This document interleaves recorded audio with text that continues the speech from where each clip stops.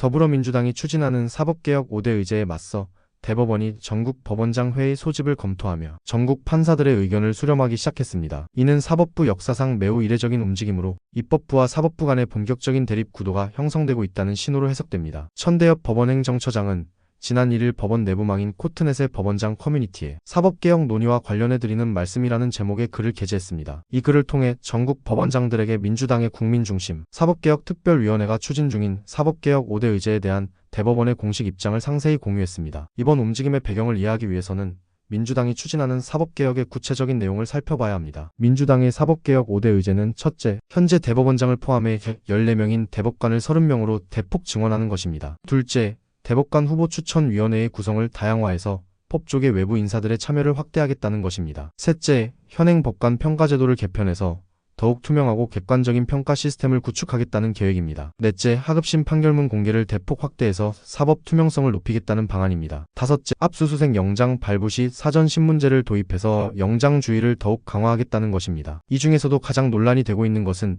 바로 대법관 30명 증원안입니다. 하지만 최근에는 사법부와 여론의 반발을 의식해서 30명에서 26명으로 목표를 조정한 것으로 알려졌습니다. 민주당 사법개혁 특별위원회는 1년에 4명씩 3년에 걸쳐 단계적으로 증원한다는 구상을 가지고 있습니다. 이렇게 되면 2028년까지 현재 14명인 대법관이 26명으로 늘어나게 됩니다. 대법원의 반응은 매우 강경합니다. 천대엽 처장은 대법관 수를 과다하게 증가시키는 개정안은 재판연구관, 인력 등 대규모 사법자원의 대법원 집중 투입으로 인해 사실심 약화에 큰 우려가 있다며 구체적인 우려사항을 제기했습니다. 이를 좀 더 자세히 설명하면 대법관이 늘어나면 각 대법관을 보좌하는 재판연구관의 수도 함께 늘어나야 합니다. 현재 대법관 1명당 약 4, 5명의 재판연구관이 배치되어 있는데 대법관이 26명으로 늘어나면 재판연구관만 100명 이상이 추가로 필요하게 됩니다. 이들은 모두 우수한 법조 인력이기 때문에 결국 전국 각지의 지방법원과 고등법원에서 실제 시민들의 재판을 담당하는 판사들이 대법원으로 빠져나가게 된다는 것입니다. 또한 예산과 시설 문제도 심각합니다. 대법관이 12명 늘어나면 이들을 위한 집무실,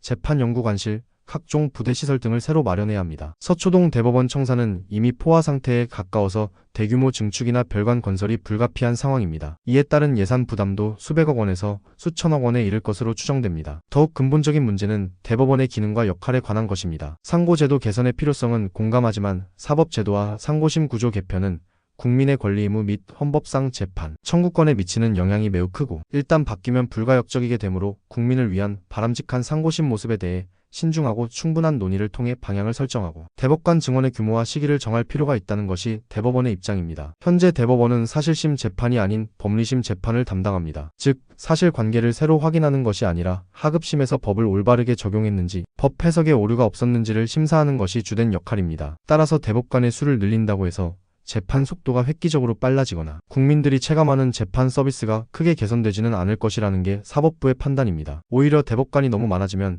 전원합의체 운영에 심각한 문제가 생길 수 있습니다. 현재도 중요한 사건은 대법관 14명 전원이 참여하는 전원합의체에서 심리하는데 26명이 모여서 합의하기는 현실적으로 매우 어렵습니다. 결국 소부제 중심으로 운영될 수밖에 없는데 이렇게 되면 같은 법원 내에서도 소부별로 서로 다른 판결이 나올 가능성이 높아집니다. 이는 법 적용의 통일성이라는 대법원의 핵심 기능을 심각하게 훼손할 수 있습니다. 천 처장은 또한 절차적 문제도 강하게 지적했습니다. 종래 범국가적 사법개혁론의 과정에 비춰볼 때 사법부 공식 참여의 기회 없이 신속한 입법 추진이 진행되고 있어 그간 다양한 방법으로 문제점을 지적하고 시정하려는 노력을 해왔음에도 이례적인 절차 진행이 계속되고 있는 비상한 상황이라고 강조했습니다. 과거 김대중 정부 시절의 사법개혁위원회나 노무현 정부 시절의 사법제도개혁추진위원회 등은 모두 사법부, 입법부, 행정부, 시민사회, 학계 등이 참여하는 범국가적 논의체를 구성해서 충분한 토론과 합의 과정을 거쳤습니다. 하지만 이번에는 여당이 일방적으로 법안을 발의하고 국회에서 밀어붙이는 형태로 진행되고 있어서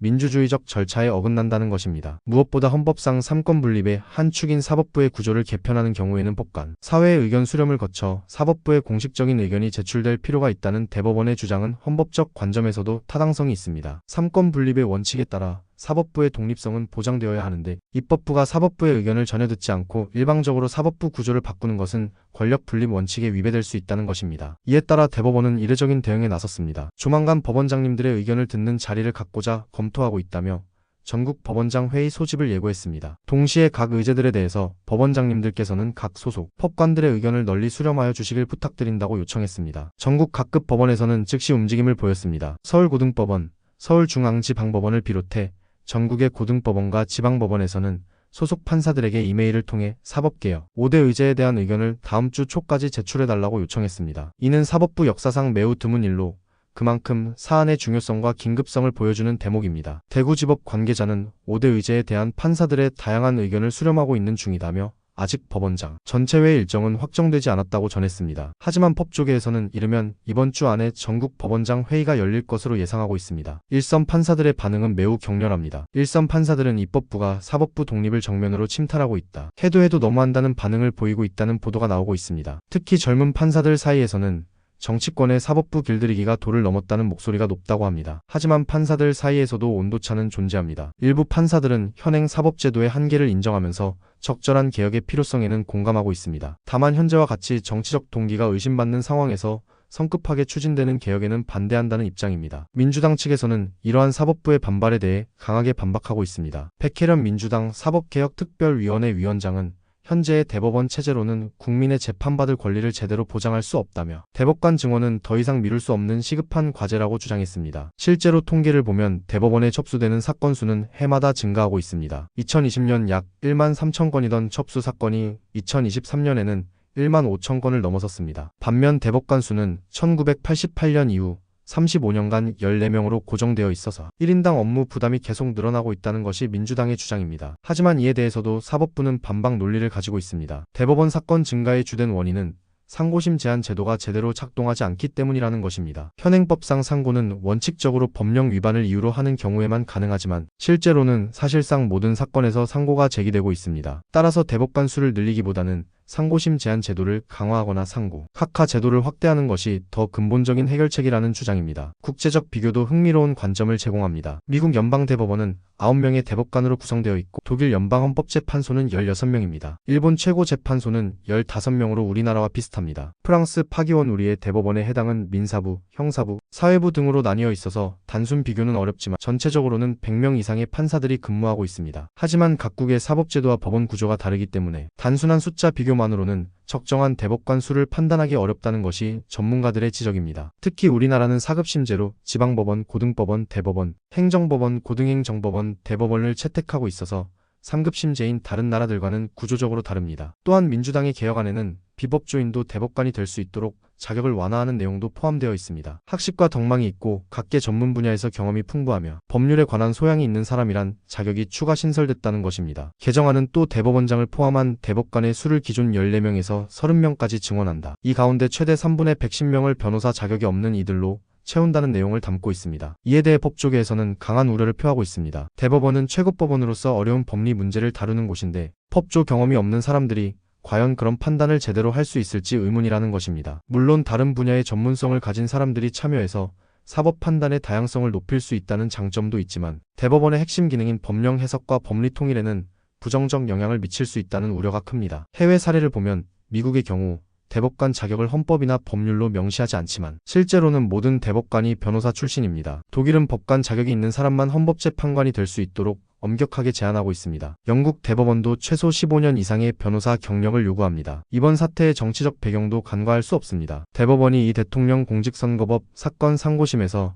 유죄 취지로 파기환송한 직후 개정안이 쏟아졌기 때문에 정치적 보복이라는 의혹을 받고 있습니다. 이재명 대통령의 공직선거법 위반 사건은 대선 후보 시절 성남FC 후원금 관련 허위사실 공표 혐의로 기소된 사건으로 1심에서는 벌금 100만 원의 유죄 판결을 받았습니다. 이후 항소심에서는 무죄를 선고받았지만 대법원에서 유죄 취지로 파기환송됨에 따라 다시 고등법원에서 재심리를 받게 됐습니다. 만약 최종적으로 유죄가 확정되고 벌금 100만 원 이상의 형이 선고되면 공직선거법 제264조에 따라 대통령직을 상실하게 됩니다. 따라서 이번 사법개혁이 이 대통령의 정치적 생존과 직결된 문제라는 관측이 나오고 있습니다. 하지만 민주당 측에서는 이러한 의혹을 강하게 부인하고 있습니다. 정청래 민주당 대표는 사법개혁은 이미 오래전부터 추진해온 정책이라며 특정 사건과 연결지어 해석하는 것은 부당하다고 반박했습니다. 또한 현재의 사법제도는 구조적 문제가 많아서 국민들이 불편을 겪고 있다며 이를 개선하는 것은 정치적 이해관계를 떠나 국민을 위한 일이라고 강조했습니다. 사법부의 대응도 과거와는 확연히 다른 양상을 보이고 있습니다. 그동안 정권 눈치를 본다고 평가받던 대법원이 입법부의 사법권 독립, 훼손 행위에 정면으로 맞서는 모습을 보이고 있습니다. 이는 조희대 대법원장의 리더십과도 관련이 있어 보입니다. 조 대법원장은 부임 초기부터 사법부의 독립성을 강조해왔고